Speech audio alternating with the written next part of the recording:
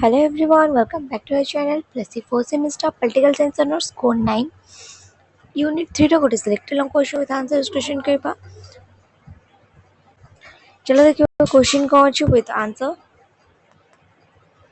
Final long question selection provide करा saline 2 mark selection ମଧ୍ୟ provide करा सलाइन जो मान भी देखिना प्लेलिस्ट चेक करके देखि परबो with answer सहित जो मान देखि तो ठीक अछि। वीडियो टी भल लागिले लाइक कमेंट शेयर करके बिल्कुल भी भूलिबनी। चलो देखियो क्वेश्चन मार्क्स वेबरଙ୍କ ଅମଲାତନ୍ତ୍ର ସିଦ୍ଧାନ୍ତ ସମ୍ପର୍କରେ ବିବରଣୀ ପ୍ରଦାନ କର। ମାର୍କ୍ସ ୱେବର, ଏଲ୍ଟନ ମେଓ ଆଉ ଗୋଟେ ହେଲେ ଏଫ୍.ଡବ୍ଲ୍ୟୁ. ଟେଲର ହେଲା। ଏଇ ତିନି ଜଣ ଯୋଉ ରହିଲେ ୟୁନିଟ୍ 3 ରେ ମୋଷ୍ଟ ଇମ୍ପୋର୍ଟାଣ୍ଟ କ୍ୱେଶ୍ଚିନ୍ସ ତମର ୟୁନିଟ୍ 3 ର 5 ମାର୍କ୍ସ 8 ମାର୍କ୍ସ ପାଇଁ ବୋଥ୍ ପାଇଁ ଓକେ। ସେଥିପାଇଁ ମୁଁ ତୁମର ଆନ୍ସର ଭିଡ଼ିଓ ନେଇ ଆସିବି ତିନିଟାକ ୟୁନିଟ୍ 3 ର ଆଉ କିଛି ଆଣିପାରିବିନି କାରଣ ଏକ୍ଜାମ ବହୁତ ପାଖେଇ ଆସିଲାଣି ଆଉ ଟାଇମ୍ ନାହିଁ ଆଣିବା ପାଇଁ ବଟ୍ ଏଇ ତିନିଟା ଆନ୍ସର ମୁଁ ନିହାତି ଭାବେ ଆଣିବି ଓକେ। जर्मन समाजविज्ञानी मार्क्स वेबर प्रशासनिक व्यवस्था को सुपरिचालित करने ପାଇଁ ଅମଲାତନ୍ତ୍ର ପ୍ରତିପାଦନ କରିଥିଲେ। समाजविज्ञानी जर्मन समाजविज्ञानी के ना मार्क्स वेबर कौन करथिले ना प्रशासनिक व्यवस्था बा एडमिनिस्ट्रेशन व्यवस्था सिस्टम जो रही ताकू सुपरिचालित करने ପାଇଁ कौन करथिले ना ଅମଲାତନ୍ତ୍ର ପ୍ରତିପାଦନ କରିଥିଲେ। ବାଇ ବ୍ୟୁରୋକ୍ରାସି ଥିଓରି କଣ କରିଥିଲେ ନା ପ୍ରତିପାଦନ କରିଥିଲେ। ତାଙ୍କ ମତରେ ଏକ ବଡ଼ ସଂଗଠନ ବା ସରକାରକୁ ଦକ୍ଷତାର ସହ ଚଲାଇବା ପାଇଁ ଅମଲାତନ୍ତ୍ର ହେଉଛି ସବୁଠାରୁ ଶ୍ରେଷ୍ଠ ଏବଂ ଯୁକ୍ତିଯୁକ୍ତ ବ୍ୟବସ୍ଥା ହେଲା।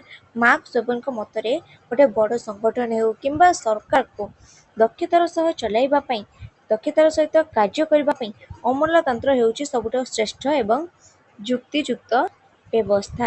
ଦେନ୍ ଆସିଲା ମାର୍କ୍ସ ୱେବରଙ୍କ ଅମଲାତନ୍ତ୍ର ସିଦ୍ଧାନ୍ତର ମୁଖ୍ୟ ବୈଶିଷ୍ଟ୍ୟ।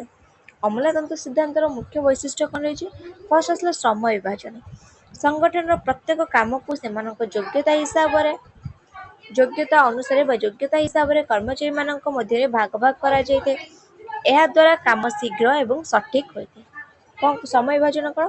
ସଂଗଠନର ପ୍ରତ୍ୟେକ କାମକୁ କର୍ମଚାରୀମାନଙ୍କ ଯୋଗ୍ୟତା ଅନୁସାରେ ବଣ୍ଟା ଯାଇଥାଏ ଯାହାଦ୍ୱାରା କି କ'ଣ ହେଇଥାଏ ନା କାମଟି ଶୀଘ୍ର ହେଇଯାଏ। ଯେହେତୁ ବଣ୍ଟା ହେଇଯାଏ କାମଟା ସମସ୍ତେ ନିଜ ନିଜ କାମ କଲେ କାମଟି ଶୀଘ୍ର ହେବ ଏବଂ ସଠିକ୍ ଭାବେ ମଧ୍ୟ ହେଇପାରିବ। ଦେନ୍ ଆସିଲା ପଦାନୁକ୍ରମିକ ବ୍ୟବସ୍ଥା। ଏହି ବ୍ୟବସ୍ଥାରେ ଏକ ସୋପାନ ବା ଉପର ତଳ କ୍ରମ ଥାଏ ହେଲା। ଯେଉଁ ଅମଲାତନ୍ତ୍ର ସିଦ୍ଧାନ୍ତ ରହିଛି ଏଥିରେ ଗୋଟେ ସୋପାନ ରହିଥାଏ ଆଉ ଉପର ତଳ କ୍ରମ ରହିଥାଏ। ଉପରିସ୍ଥ ଅଧିକାରୀ ତାଙ୍କ ତଳେ ଥିବା କର୍ମଚାରୀଙ୍କୁ ନିୟନ୍ତ୍ରଣ କରିଥାନ୍ତି। ଉଚ୍ଚ ପଦସ୍ଥ ଯେଉଁ ଅଧିକାରୀମାନେ ରହିଲେ ସେମାନେ କ'ଣ କରିବେ ନା ତାଙ୍କ ନିମ୍ନ ପଦସ୍ଥ ଯେଉଁ କର୍ମଚାରୀମାନେ ରହିଲେ ତାଙ୍କୁ ନିୟନ୍ତ୍ରଣ କରନ୍ତି ଏବଂ ସମସ୍ତେ ନିଜ ଉପରିସ୍ଥ ଅଧିକାରୀଙ୍କ ପାଖରେ ଉତ୍ତରଦାୟୀ ରୁହନ୍ତି ବା ଜବାବଦାହି ରୁହନ୍ତି। ସମସ୍ତେ ଯେଉଁ କର୍ମଚାରୀ ରହିଲେ ନିମ୍ନ ପଦସ୍ଥ ସେମାନେ କ'ଣ କରିବେ ନା ତାଙ୍କ ଉପର ଅଫିସର ବା ଉପରସ୍ଥ ଅଧିକାରୀମାନଙ୍କ ପାଖରେ ଉତ୍ତରଦାୟୀ ରହିବେ। ଯେକୌଣସି ବି କାମ କରିବେ ତାଙ୍କୁ ଜଣାଇବେ। ବୁଝିଗଲା। ଦେନ୍ ଆସିଲା ନିୟମ ଏବଂ କାନୁନ। ସଂଗଠନର ପ୍ରତ୍ୟେକ କାର୍ଯ୍ୟ କିଛି ନିର୍ଦ୍ଦିଷ୍ଟ ଏବଂ ଲିଖିତ ନିୟମ ଅନୁସାରେ ଚାଲେ। ଏହି ନିୟମ ସମସ୍ତଙ୍କ ପାଇଁ ସମାନ। ସଂଗଠନର ପ୍ରତ୍ୟେକ କାର୍ଯ୍ୟ କ'ଣ ହେଇଥାଏ ନା କିଛି ନିର୍ଦ୍ଦିଷ୍ଟ ନିୟମ ରହିଥାଏ, ପର୍ଟିକୁଲାର ନିୟମ ରହିଥାଏ ଆଉ ସେଟା ଲିଖିତ ନିୟମ ମଧ୍ୟ ରହିଥାଏ ନା। ଲିଖିତ ନିୟମ ଅନୁସାରେ ହିଁ ସଂଗଠନଟି ଚାଲିଥାଏ। ଏହି ନିୟମ ସମସ୍ତଙ୍କ ପାଇଁ ସମାନ ହୋଇଥାଏ। ଉଚ୍ଚ ପଦସ୍ଥ କର୍ମଚାରୀ ହୋଇଥାନ୍ତୁ କିମ୍ବା ନିମ୍ନ ପଦସ୍ଥ କର୍ମଚାରୀ ହୋଇଥାନ୍ତୁ ସମସ୍ତଙ୍କ ପାଇଁ ନିୟମଟି ସମାନ ରହିଥାଏ। ଦେନ୍ ନେକ୍ସଟ ଆସିଲା ବ୍ୟକ୍ତିଗତ ନିରପେକ୍ଷତା।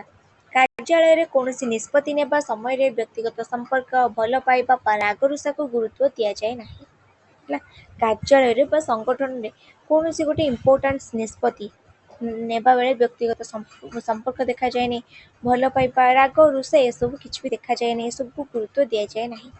ସମସ୍ତଙ୍କ ସହ ନିରପେକ୍ଷ ଏବଂ ବ୍ୟବସାୟିକ ଆଚରଣ କରାଯାଇଥାଏ। ନେକ୍ସଟ ଆସିଲା ଯୋଗ୍ୟତା ଭିତ୍ତିକ ଚୟନ।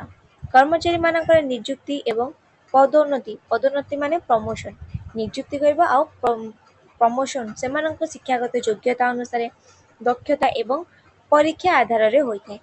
କୌଣସି ସୁପାରିଶ ବା ପକ୍ଷପାତିତା ଦ୍ୱାରା ନୁହେଁ। କୌଣସି ପାତର ଅନ୍ତର ହୁଏ ନାହିଁ, କୌଣସି ପକ୍ଷପାତ ହୁଏ ନାହିଁ। ସମସ୍ତଙ୍କୁ ସମାନ ଭାବେ ନିଯୁକ୍ତି ମିଳିଥାଏ ସମାନ ପ୍ରକ୍ରିୟାରେ ଆଉ ପ୍ରମୋସନ୍ ମଧ୍ୟ ସମାନ ପ୍ରକ୍ରିୟାରେ ମିଳିଥାଏ ସେମାନଙ୍କ ଶିକ୍ଷାଗତ ଯୋଗ୍ୟତା ଦେଖିକି, ଦକ୍ଷତା ଦେଖିକି ଆଉ ପରୀକ୍ଷା ଆଧାରରେ। ଦେନ୍ ନେକ୍ସଟ ଆସିଲା ସ୍ଥାୟୀ ଜୀବିକା। ଅମଲାତନ୍ତ୍ରରେ ଚାକିରି ସ୍ଥାୟୀ ହୋଇଥାଏ ଏବଂ କର୍ମଚାରୀମାନଙ୍କୁ ନିୟମିତ ଦରମା ମିଳିଥାଏ। ଅମଲାତନ୍ତ୍ରରେ କିଏ କିଏ ଯାଆନ୍ତି ନା IAS ଯାଆନ୍ତି, IPS ଯାଆନ୍ତି, IFS OS थाती राज्य कौन थाती ना OS थाती OPS थाती एम सब अमलातंत्र रे जाई थाती अमलातंत्र चाकरी स्थायी होता है एवं कर्मचारी मानक नियमित दरमा मिलता है यह से निज काम प्रति विश्वस्त रही साहाय्य करते जो काम रहा जो जीविका रहा ता प्रति विश्वस्त रही साहाय्य करता निष्कर्ष संक्षेप में कहवाक गले मार्क्स एवं अमलातंत्र सिद्धांत एक एभली शृंखलित व्यवस्था उपर जोर दिए जो नियम योग्यता एवं अनुशासन आधार में काम कराए मार्क्स जो अमलातंत्र सिद्धांत रहा है गोटे एमती एक शृंखलित व्यवस्था उपर जोर दी था जोटा कि नियम कानून योग्यता अनुशासन आधार में काम कराए जहाद्वारा प्रशासन में कौन द्वंद्व रुहेनी बुझेगा यहाँ गोटे select long question with answer next select long question with answer हम चैनल सब्सक्राइब करो जब प्लेलिस्ट चेक कर 3टा पेपर तुम 8 मार्क्स सिलेक्शन 2 मार्क्स सिलेक्शन तुम पाइज ओके प्लेलिस्ट चेक कर सबकि तुम से पाइज विथ आंसर सहित ओके जब प्रथम कहीं आम चैनल को चैनल को सब्सक्राइब करने बिल्कुल भी भूलनी आशा कर वीडियो तुम बहुत हेल्पफुल हम वीडियो भल लगी लाइक कमेंट शेयर करने को बिल्कुल भी भूलनी ओके।